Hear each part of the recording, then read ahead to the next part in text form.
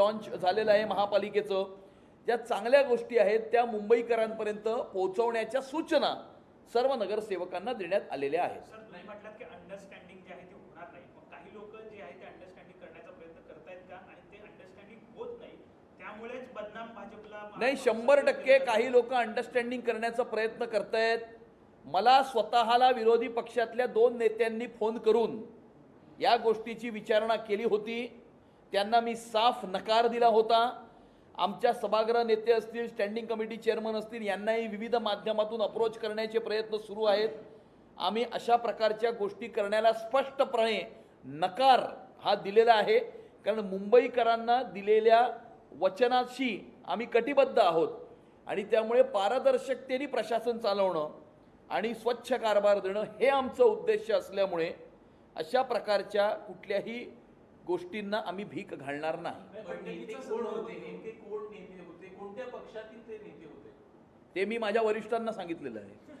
बैठकीतल्या गोष्टींच्या आधारावर ज्या बातम्या समोर आल्या त्या पूर्ण बैठकीतल्या बातम्या आल्या सर एक प्रश्न, त्या पूर्णतः खोट्या असल्याचं तुम्ही आता म्हणालात. त्यातून अजून एक बातमी अशी देखील समोर आली की पालिकेतल्या कथित जे काही अंतर्गत वाद आहे ते सोडवण्यासाठी कोऑर्डिनेशन कमिटी स्थापन करण्यात आली आहे. कोणतीही कोऑर्डिनेशन कमिटी अशा प्रकारची स्थापन करण्यात आलेली नाही, कारण अशा प्रकारचे कोणतेही वाद नाहीत. ते वाद तुमच्या मनामध्ये असतील, परंतु अशा प्रकारचे कुठलेही वाद नाही आहेत. आणि काम करत असताना मतभेद होऊ शकतात. 2 मतभेद म्हणजे एखादी गोष्ट जर करायची असेल त्या करण्याचे 5 वेगवेगळे माध्यम असू शकतात. मला वाटू शकतं की हे माध्यम आहे, त्यांना वाटू शकतं हे माध्यम आहे. हा वाद नसतो किंवा आपण रिपोर्ट केल्याप्रमाणे खडाजंगीही नसते. आणि त्यामुळे कृपया पुन्हा एकदा माझी माध्यमांना विनंती आहे की अशा प्रकारे बातम्या देण्याची आधी आमच्याशी जर चेक केलं तर तुम्हाला ऑथेंटिक इन्फॉर्मेशन, करेक्ट इन्फॉर्मेशन या संदर्भातली आम्ही देऊ. एक शेवटचा प्रश्न, माझगावमध्ये ज्या पद्धतीनं गणपतीची रॅली जात होती त्यावरती अंडी जे आहे ते फेकण्यात आली, त्यावरनं वाद जो आहे तो काल परवा पाहायला मिळाला होता. कसं बघता याकडे? कारण माझगावमध्ये गणेशोत्सवाच्या मिरवणुकीमध्ये एका गणपती बाप्पाच्या मूर्तीवरती अंड फेकण्याचा प्रकार हा समोर आलेला आहे. या संदर्भामध्ये मुंबईच्या पोलीस आयुक्तांशी तसेच स्थानिक DCPशी आमचं बोलणं झालेलं आहे. या संदर्भामध्ये त्यांचं पूर्ण इन्व्हेस्टिगेशन हे आज सायंकाळपर्यंत पूर्ण होऊन यामध्ये FIR ही अज्ञात इसमांच्या विरुद्ध रजिस्टर करण्यात आलेलं आहे, परंतु ते अज्ञात इसम कोण होते याच्याबद्दल इन्व्हेस्टिगेशन आजपर्यंत पूर्ण होऊन उद्यापर्यंत जे आरोपी आहेत ते समोर येतील.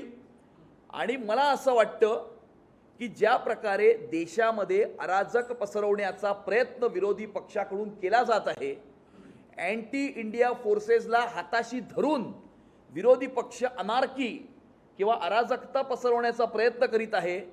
या विरोधी पक्षाच्या प्रयत्नांमुळेच अशा प्रकारच्या देशविरोधी, देशविघातक, समाजविरोधी, समाजविघातक अँटी इंडिया फोर्सेस ज्या आपल्या समाजामध्ये सुद्धा असू शकतात यांना पाठबळ मिळतंय. त्यांचं मनोबल वाढवण्याचा प्रयत्न या ठिकाणी होतोय. आणि त्यामुळे अशा प्रकारे कम्युनल डिसहार्मनी करून अराजकता पसरवण्याचा पूर्ण दोष अशा प्रकारचं वातावरण, कारण अशा प्रकारच्या एलिमेंट्सला पाठबळ हे विरोधी पक्षाकडनं त्यांनी घेतलेल्या स्टँडमुळे हे मिळतंय.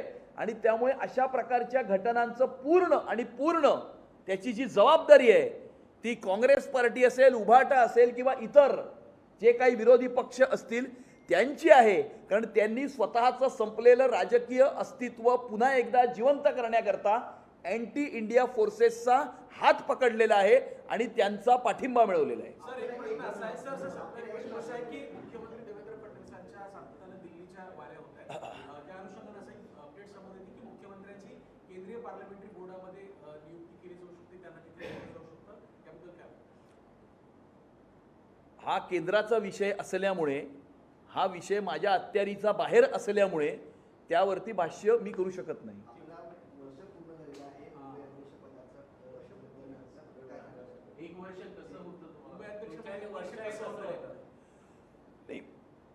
केंद्रीय भारतीय जनता पार्टीने तसेच राज्यातल्या भारतीय जनता पार्टीच्या नेतृत्वानं आणि तमाम भारतीय जनता पार्टीच्या कार्यकर्त्यांनी जी जबाबदारी अध्यक्ष म्हणून माझ्यावरती टाकली. ऐतिहासिक आणि गेल्या 42 वर्षामध्ये झालं नाही असा भारतीय जनता पार्टीचा महापौर या मुंबईच्या महानगरपालिकेमध्ये विराजमान झाल्याच्या नंतर गेल्या 6 महिन्यामध्ये मुंबईच्या महानगरपालिकेमध्ये क्रांतिकारक आणि आमूलाग्न बदल आणण्याचा प्रयत्न भारतीय जनता पार्टीच्या माध्यमातून हा करण्यात येत आहे. आपण पाहिलं की कशा प्रकारे 2000 अनधिकृत बांधकामही फक्त 4 महिन्यामध्ये महापालिकेने निष्कासित केली. 1400 कोटीचे टेंडर्स रद्द केले. जेम पोर्टल हे आणलं. कॉन्स्टिट्यूशनल व्हॅल्यूजचा अभ्यासक्रम इंट्रोड्यूस करण्यात येत आहे. मुंबई महानगरपालिकेची पहिली AI आणि रोबोटिक्सची लॅबोरेटरी असणारी शाळा याचं उद्घाटन पुढच्या महिन्यात होणार आहे. त्यामुळे क्रांतिकारक अशा प्रकारचे बदल जे घडवण्यात आलेले आहेत. अजून खूप काम करणं बाकी आहे आणि त्यामुळे संपूर्ण भारतीय जनता पार्टीचे सर्व कार्यकर्ते, नेते, पदाधिकारी, प्रदेशातलं नेतृत्व, राष्ट्रीय नेतृत्व यांच्या पाठबळाच्या आधारावरती मुंबईकरांच्या स्वप्नात असलेली मुंबई हे साकार करण्याकरता येणाऱ्या काळामध्ये आम्ही झटत राहू. मुंबईच्या धरण क्षेत्रामध्ये जर पाहिलं तर पुरेसा असा पाणीसाठा आहे मुंबईच्या धरणामध्ये, तरी देखील अजूनही 10% पाणी कपात जी करण्यात आलेली होती तशीच ठेवण्यात आलेली आहे. 95% पाणीसाठा मुंबईच्या तलावांमध्ये आता झालेला आहे.